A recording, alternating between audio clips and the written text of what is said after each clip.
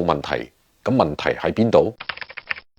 啱啱結束4年客嘅廣東隊返到主場，迎嚟徐傑同昆恩嘅復出，有咗新嘅能量注入，人員相對齊整，大家都可以鬆一口氣。結果主場不敗嘅廣東隊輸咗俾客場不勝嘅稠州。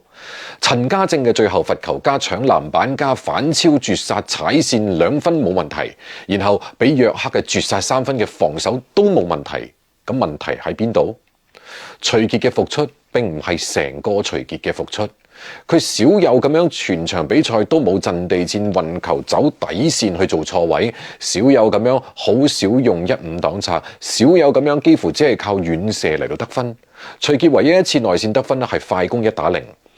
球權集中喺昆恩同森拿手上，胡明軒係第3選擇。直到第4節嘅最後時刻同埋加時賽，徐傑嘅組織佔比先至開始多，係因為想贏波。但徐傑自己嘅選擇仲係遠射，證明徐傑係有招式封印嘅。佢上場只係為咗得分，佢亦都只有1次助攻，因為唔發起進攻，更加導致到比賽節奏同球分享線路唔理想，或者傷勢仲係有影響。廣東隊運動戰嘅命中數係賽季第2低，籃底嘅激烈對抗亦都攞到賽季第2多嘅罰球。球隊輸1分，射失13個罰球，罰球命中率只有5到6成2，講無關係假嘅。其實稠州陣地戰嘅進攻都好掙扎，節奏唔快，命中率都唔高，特別喺廣東隊貼身盯防嘅時候係特別難。屋漏偏逢連夜雨嘅稠州，余家豪離開，即係2輪程瑞鵬就受傷，前5輪輸4場，主教練丁偉落課，內外人手都短缺。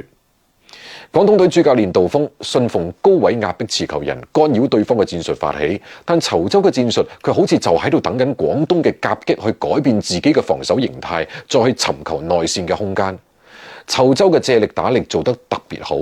廣東一趁擋拆高位夾擊，佢哋就延遲一啲嚟到俾短順下，底線仲會埋藏另外一個內線，就睇廣東隊係內線上補啊，定係側翼補防。側翼補意味住可以大打細，內線補嘅話意味住另外一個內線就冇人防，哪怕唔入籃底仲係有內線人數優勢，容易搶進攻籃板。稠州續命嘅2次進攻機會正係嚟自進攻籃板。呢個就係後嚟廣東隊減少高位夾擊，就算夾都唔敢堅決夾，為退防補位嘅原因。稠州之後幾乎就係靠單打，最後雙方都係夾硬出手，都係睇剎那嘅手感同埋等哨聲。到呢一刻，廣東嘅陣容優勢已經好微弱，越多人用執教難度越大，球員狀態越難維持。不妨可以等徐傑再唞唞，等胡明軒再熟下高回合佔有率，養下感覺。